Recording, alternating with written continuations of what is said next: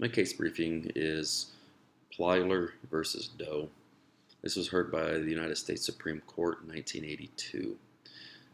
The question here is, does the state have the obligation to give public education to children of illegal immigrants like they do of children of those that came to the United States legally and those that are citizens of the United States?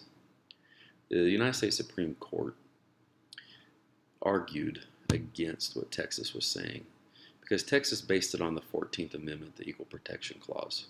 And this is what it states.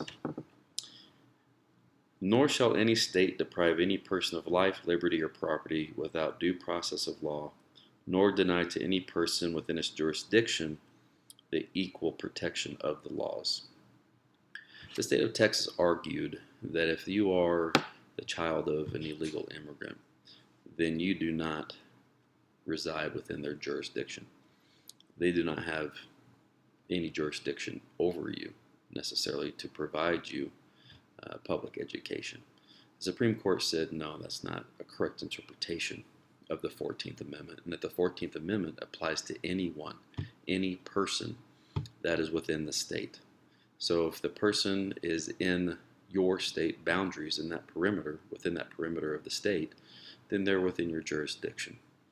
And then they are protected by the 14th Amendment, and they deserve public education.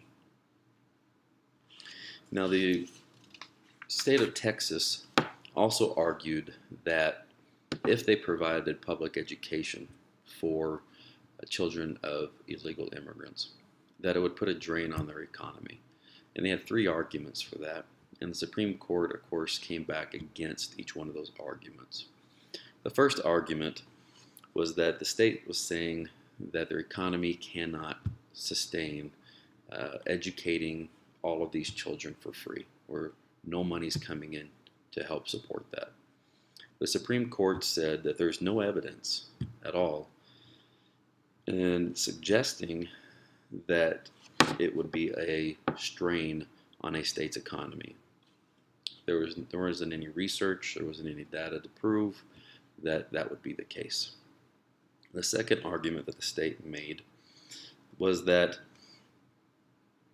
the children that are citizens of the state of Texas would not be able to receive the same quality of education if they ended up bringing in children of illegal immigrants, just based off of money being able to be used in the school systems in order to provide a quality education for the kids.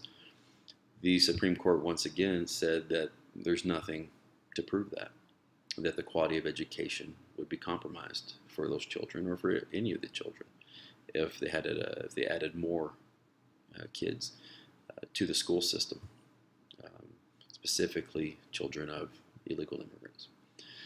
The last argument that Texas made on this issue was that illegal immigrants' children would less likely stay in the state to help the state or to prove to be a benefit to the state after they were educated in Texas. And the Supreme Court said, whether that's valid or not, we can't say. However, there's still nothing there to quantify that. They could very well stay in the state, or they could end up going to another state in the country. And if that's the case, then the children are a benefit to the society of the United States as a whole. So they shot down that argument as well. The holding here was that it said that denial must be justified by a showing that it furthers some substantial state interest, and no such showing was made here.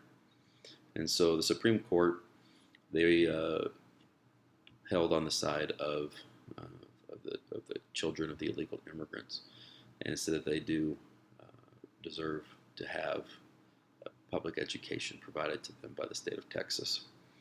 And again, they base it off the fact that on the 14th Amendment, that's to everyone, every person, not just citizens of the United States or residents of a state. That if you're a person and you're within the perimeters of a state of the United States, then the 14th Amendment applies to you.